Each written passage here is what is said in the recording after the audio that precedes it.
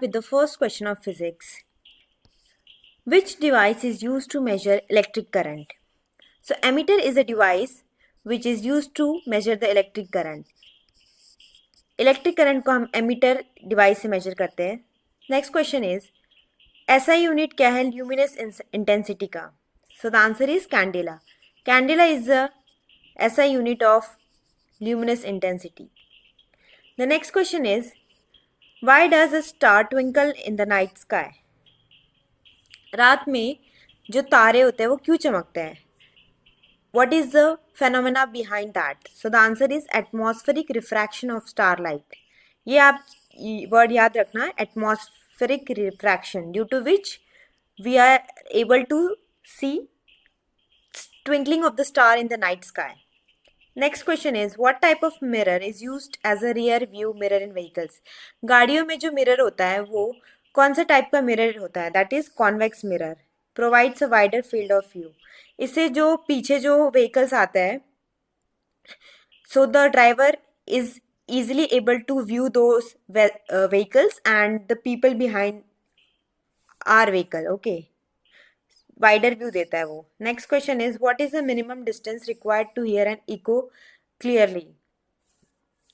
कितना minimum distance होना चाहिए जिससे आपको इको क्लियरली सुनाई दे? तो इको बेसिकली क्या होता है कि सपोज कोई एम्प्टी लाइक पूरा पैक्ड स्पेस है एंड समवन एंड उधर एक होल है एंड उधर से किसी ने आपको आवाज लगाई, ठीक है, तो आपको उसका साउंड आने के लिए कितने मीटर का मिनिमम डिस्टेंस चाहिए to hear that voice?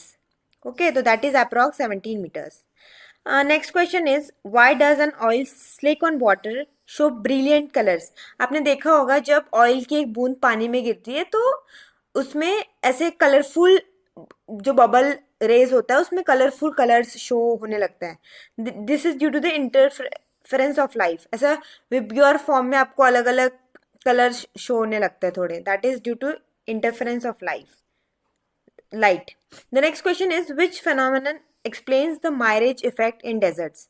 So mirage effect क्या होता है? जब आप डेजर्ट में होते हो तो आपने देखा होगा यूजुअली ऐसा मिथ है कि लाइक दूर कहीं पॉन्ड दिखाई दे रहा है एंड उसमें पानी है.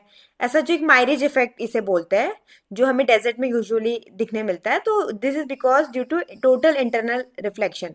सो टोटल इंटरनल रिफ्लेक्शन ये फेनोमेना है जो हमें मायरेज इफेक्ट शो करता है डेजर्ट में. Okay, and total internal reflection यही होता है कि जब एक इंसिडेंट रे एक लाइक ग्लास और एक एनी सरफेस पे लाइक फॉल करती है तो that angle is equals to the angle of incident angle is equal to the angle of reflection. Okay, the next question is which type of lens is used to correct myopia, short sightedness? So myopia एक like eye disease है, एक condition eye condition है where a person is able to see the objects clearly which are nearer to it but can't see the objects which are far from it. So myopia वही है जो जिसमें हमें पास का दिखता है बट हमें दूर का नहीं दिखता है, ठीक है. तो इसके लिए जो लेंस यूज होती है that is concave lens. Next question is which lens correct hypermetropia? So hypermetropia is opposite to myopia. इसमें ऐसा होता है कि दूर की चीजें तो क्लियरली दिखती है बट पास की चीजें नहीं दिखती है, ठीक है. तो इसके लिए हम जो लेंस यूज करते हैं that is convex lens. Okay, convex lens. And for this myopia we use concave lens. Okay, concave lens. Next question is which colour of white light deviates the most when passing through a prism? जब prism से एक white ray pass होती है and that ray deviates into 7 colours.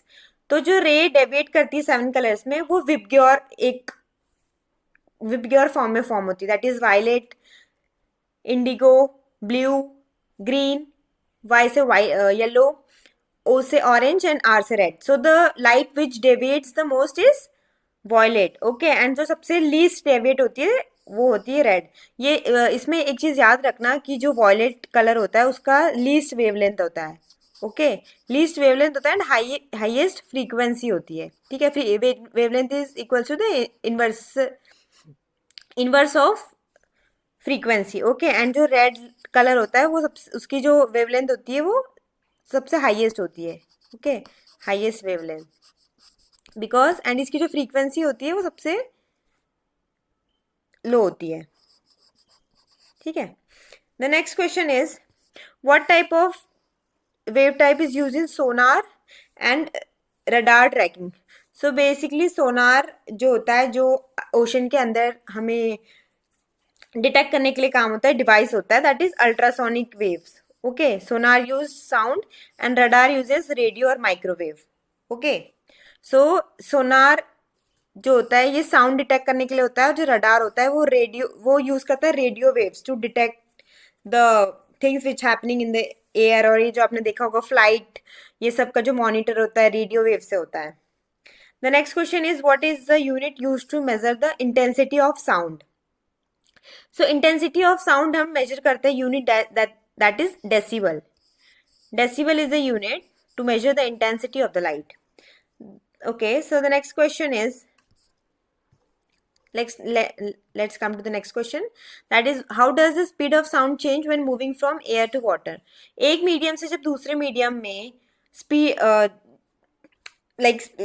Speed of sound पूछा है इसमें, ठीक है। एक मीडियम से जब हम दूसरे मीडियम में जाता है तो what happens usually, so it goes increases because sound travels fastest in solids then liquids then slowest in gases. तो सबसे ज्यादा जो साउंड है वो सॉलिड में ट्रैवल करती है, बिकॉज सी सॉलिड में ऐसा होता है कि जो पार्टिकल्स होता है वो बहुत कॉम्पैक्ट होता है, they are place due to a very large force of attraction, okay, and sounds need some medium to get here। तो वो सबसे ज्यादा सॉलिड में ट्रैवल करता है फास्ट, देन फिर लिक्विड, एंड सबसे कम वो गैस में करता है।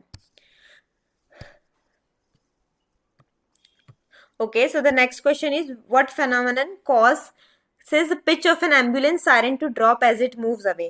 आपने देखा होगा जब हम रोड पे, हमने देखा है काफी बार कि एम्बुलेंस जाती है तो एक सायरन बजाती है, ठीक है। तो when that ambulance comes near to our vehicle, जब वो हमारे गाड़ी के पास आती है तो हमें सायरन बहुत लाउड सुनाई देता है।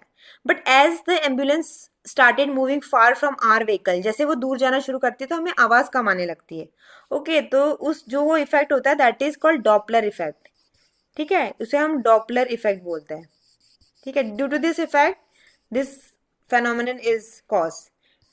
Next question is heat and energy share which common SI unit। Okay, so heat and energy के जो यूनिट्स होते हैं ऐसा यूनिट्स, वो होते हैं जूल। ये दोनों के कॉमन है, दैट इज जूल, ठीक है। Next question is what force keeps a satellite rotating in its orbit around the earth. तो जो हमारा अर्थ है उसमें कौन सा फोर्स है जो एक ये हमारी सैटेलाइट है, वो सैटेलाइट को रोटेट करता है हमारे ऑर्बिट में। तो विच फोर्स, कौन सा फोर्स है जो इसको सर्कुलर राउंड में हेल्प करता है ऑर्बिट करने में, that is centripetal force, okay. Centripetal force acts keeps the satellite rotating in its orbit around the earth, okay, that is towards the centre. वो पूरा ये मेंटेन करता है, एंड मेंटेन करता है कि वो ऑर्बिट से ऑर्बिट से बाहर ना जाए।